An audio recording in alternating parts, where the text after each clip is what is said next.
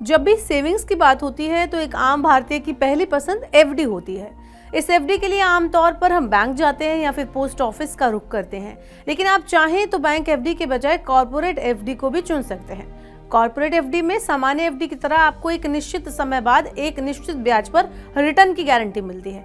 आइए आपको बताती हूँ कि कॉर्पोरेट एफडी और सामान्य बैंक एफडी में क्या डिफरेंसेस है, इसमें कितना ब्याज मिलता है और कहाँ से ये एफडी आप खरीद सकते हैं।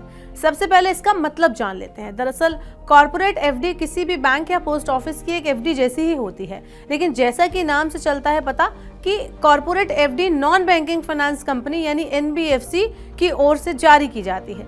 आसान भाषा में अगर मैं आपको बताऊं तो इसे कंपनी फिक्स्ड डिपॉजिट भी कहा जाता है। कॉर्पोरेट एफडी में आमतौर पर बैंक एफडी से कुछ एक्स्ट्रा रिटर्न मिल सकता है।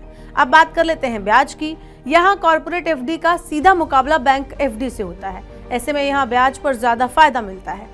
दिसंबर 2023 की एफडी दरों की अगर मैं आपको बात बताऊं तो जहां बैंक 6.5 से 7% तक रिटर्न दे रहे हैं, वहीं बजाज फाइनेंस की कॉर्पोरेट एफडी पर 8.35%, Mahindra finance 8.05%, Shriram finance 8.60%, LIC housing 7.75% और PNB हाउसिंग फाइनेंस 7.85% की ब्याज दर ऑफर कर रहे हैं। अब जान लेते हैं कि कहां आपके पैसे ज्यादा सुरक्षित हैं। तो बैंक एफडी को ज्यादा सिक्योर माना जाता है। भारत सरकार अधिकतम 5 लाख रुपए का इंश्योरेंस भी देती है। वहीं कॉर्पोरेट एफडी की सुरक्षा एनबीएफसी या कॉर्पोरेट की साख पर निर्भर करती है।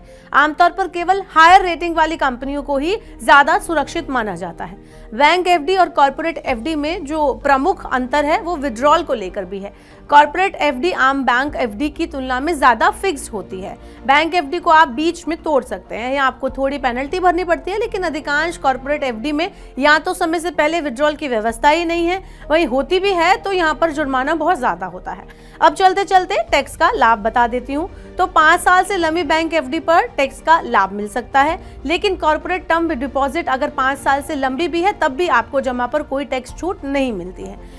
ऐसे में अगर आप बैंक एफडी और कॉर्पोरेट एफडी के बीच में काफी कंफ्यूज हो रहे हैं तो सबसे पहले फाइनेंशियल गोल और रिस्क टॉलरेंस को आपको ध्यान में रखना है। अगर आप यहाँ पर ब्याज चाहते हैं तो टैक्स सेविंग की जरूरत नहीं है, तो आप कॉर्पोरेट एफडी का विकल्प चुन सकते हैं।